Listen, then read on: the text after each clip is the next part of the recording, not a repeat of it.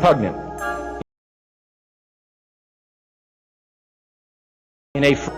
inherently and historically opposed to secret societies, to secret oaths, and to secret proceedings. It was 1980 and my daughter Kelly was born.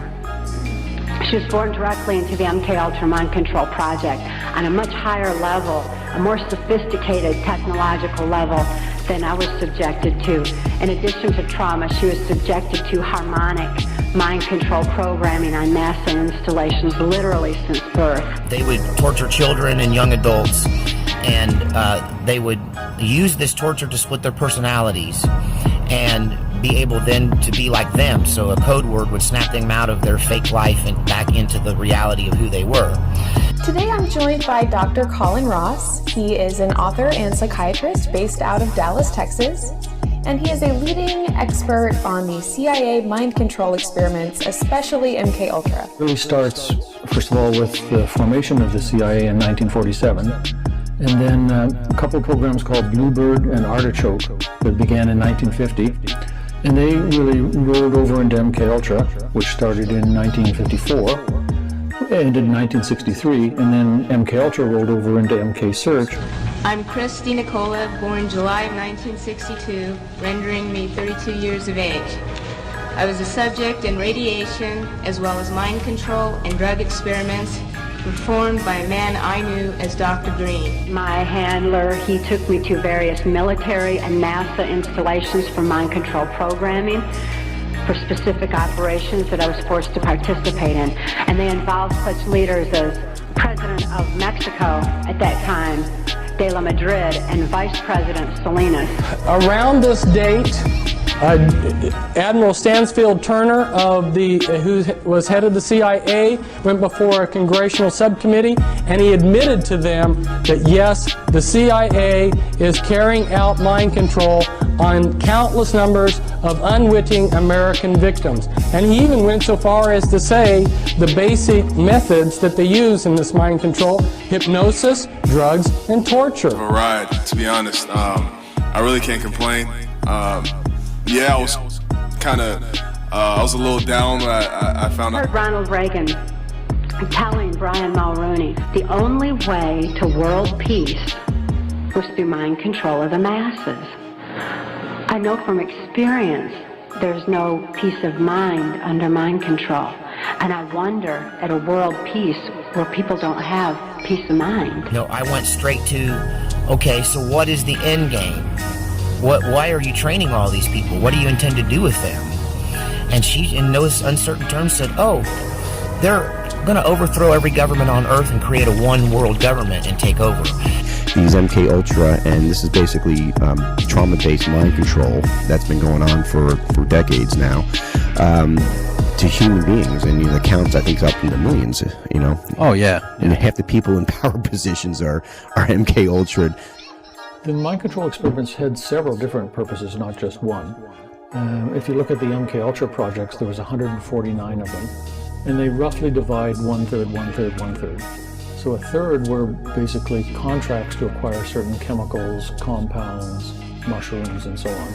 And Donald Richard Ebner, my natural father, was involved with Dr. Green in the experiments. I was a subject from 1966 to 1976. About a third were relatively benign kind of academic research contracts scattered around a whole set of different universities. And most of the time on those, the money would go from the CIA to a front organization, and then from the front organization to the investigator. And the investigator would be unwitting, meaning that he didn't know it was CIA money. Dr. Ewan Cameron and Dr. Louis Jolyon West, they were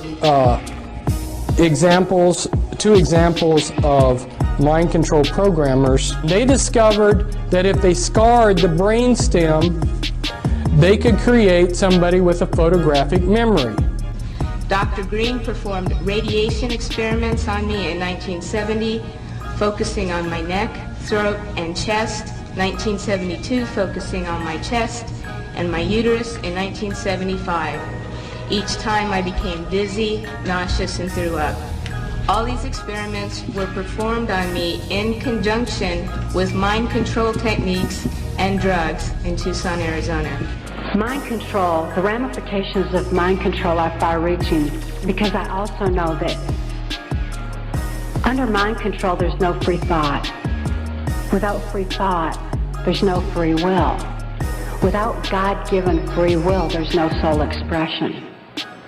What kind of a world peace can we have without any free will or any soul expression, without any spirituality?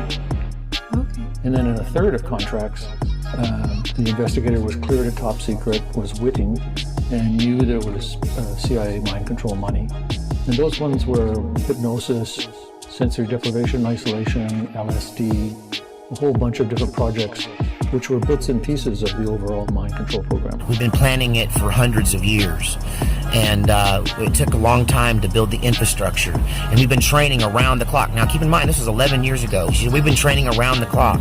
She said, we may only train once or twice a month, but there's somebody training somewhere every night. Dr. Green was using me mostly as a mind control subject from 1966 to 1973. His objective was to gain control of my mind and train me to be a spy assassin. They're indoctrinating the people who are watching this and following this and become fans. Let's say, fans. They're not only indoctrinating, they're desensitizing people, and because these are people that people are following and they want to dress like them, they want to have their hair like them, so on and so forth. And now they're bringing in the aspect of it's not just a breakdown, it's really cool to have an alter ego. Yeah.